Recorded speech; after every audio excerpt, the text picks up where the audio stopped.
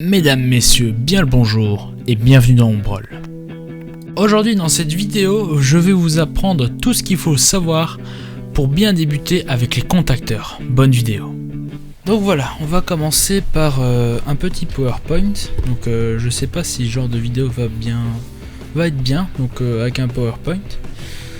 Donc pour présenter le contacteur, donc c'est ce gros machin là, donc avec des petits équipements comme des boutons et une petite lampe témoin. Donc déjà un contacteur ça peut servir à quoi? Premièrement ça peut servir à alimenter un moteur, autant en monophasé qu'en triphasé. Ça peut aussi servir à commander des gros phares pour illuminer un terrain de foot, ou même faire des montages comme cela pour pouvoir inverser le sens de rotation d'un moteur, donc avec la partie commande qui est juste là, et la partie puissance qui est juste là. Donc en gros un contacteur on utilisera ça quand on a besoin de prendre beaucoup de puissance, donc un gros moteur et aussi les gros phares de notre terrain de football. En soi, comment ça fonctionne un contacteur? C'est pas si compliqué que ça. Donc dans le contacteur nous avons une bobine, donc c'est ce qui est représenté là. Quand on induira un courant dans la bobine, ça fera un champ magnétique, ça fera le même effet qu'un aimant. Ça va attirer la tige la tige métallique qui est là, et cette tige métallique va actionner les trois contacts, ce qui va faire tourner notre moteur, comme le montre cette magnifique animation faite maison. Donc on appuie sur le bouton, ça induit un courant, ça fait contact au niveau des contacts et le moteur tourne. Donc une petite mise en situation qui va être faite bien sûr sur la chaîne, parce que j'ai un projet avec un contacteur et tous ces boutons. Donc voilà le schéma que j'ai réalisé. Donc un peu plus tard, un peu plus loin dans le PowerPoint, il y aura des tests et tout ça, mais le moteur n'y sera pas parce que j'ai fait ça en fil volant, c'est assez dangereux. Et comme c'était pas des fils énormes, je préférais pas pomper énormément de puissance, mais il y aura quand même le témoin lumineux. Donc voilà le schéma que j'ai conçu pour faire mon projet. Donc pour commencer, on va voir un peu au niveau du matériel comment ça se passe. Donc sur le contacteur, donc ça c'est la face avant, on a trois premières bornes. Donc 1L1, 3L2, 5L3. Donc 2, 3, 4. C'est là qu'on va logiquement amener notre alimentation. Ensuite nous avons 2T1, 4T2 et 6T3 là, donc 2, 3, 4, qui vont être à peu près la sortie. Donc en gros entre ces 6 bornes il y a les 3 contacts. Et ensuite on a 2 contacts qui sont là, deux bornes. Ça c'est un peu, on va dire, un contact auxiliaire. Donc c'est avec ça qu'on va utiliser pour faire notre contact de maintien et aussi faire fonctionner notre petite lampe témoin. Au niveau de l'alimentation des bobines, donc ce qu'on vient de voir juste avant c'est la partie puissance, là la partie commande. Donc on a une borne A2 et une deuxième borne A2. Donc il y a 2 bornes A2 sur un contacteur, même chose sur les relais. C'est si on doit faire certains montages, c'est plus pratique. Et il y a une borne A1. Donc par exemple, vous branchez un fil soit sur A2, soit sur un des deux A2, et sur A1, vous mettez du courant dessus et votre contacteur va faire le contact. Ensuite, au niveau des boutons, donc on a 3 boutons. Le bouton d'arrêt d'urgence qui est ici, donc qui est normalement fermé.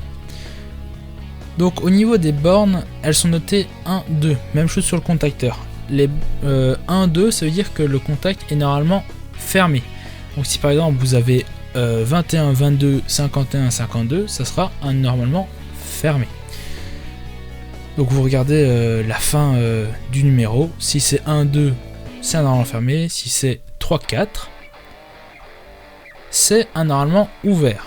Donc si vous avez 23, 24, 53, 54, c'est un normalement ouvert. Et puis là on a aussi un normalement fermé qui est le bouton d'arrêt. Donc ça c'était pour les boutons. Ensuite au niveau de la lampe, rien de compliqué. Les bornes sont notées X1, X2. Voilà, donc ça il n'y a rien de compliqué. Donc maintenant au niveau du schéma. on va essayer de replacer un peu les différents éléments. Donc au niveau du contacteur, donc le voilà, il y a un premier contact de puissance qui va actionner le moteur M1. Donc le voilà. Donc là, comme le montage sera en monophasé, je m'en fous du triphasé. Du coup là, j'aurai un deuxième contact, en plus du contact supplémentaire pour pouvoir faire la lampe ou le contact de maintien. Donc comme ça, si je veux ajouter quelque chose en plus. Donc on a un premier contact là de puissance pour actionner le moteur. Ensuite, on a un deuxième contact de maintien. Comme ça, on appuie une fois sur le bouton S2 et le contacteur reste enclenché.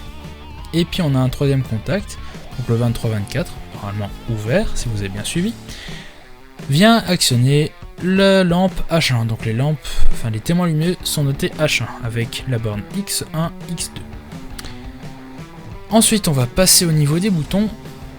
Donc voilà, donc la petite lampe. Et au niveau des boutons, nous avons le S0 qui se retrouve là. Donc 1, 2, c'est normalement fermé. Ensuite, S2 qui est ici.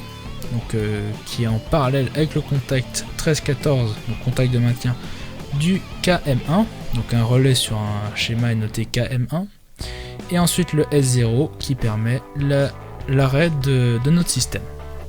Donc pour vite expliquer un peu le fonctionnement du montage, donc là on arrive dans notre dans notre disjoncteur qui va sécuriser le montage.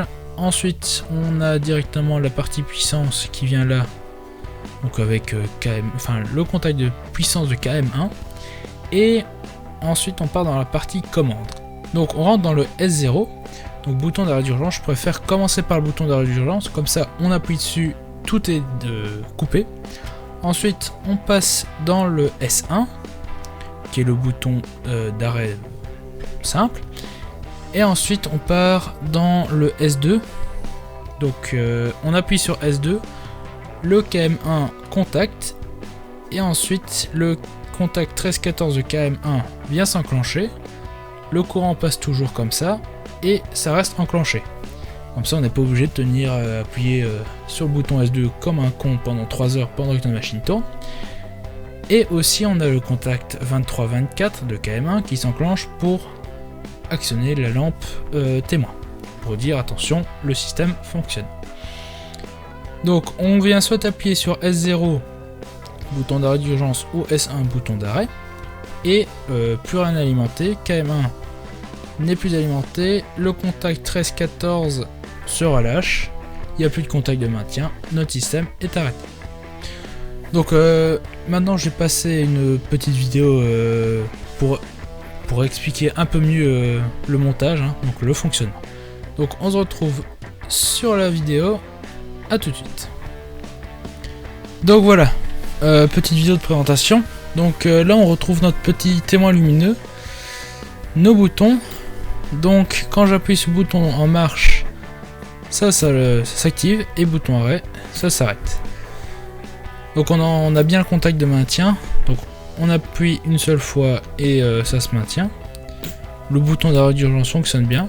Et j'ai oublié de préciser, le montage est à déclenchement dominant, c'est-à-dire on appuie sur le bouton marche et arrêt et le truc ne fonctionne pas.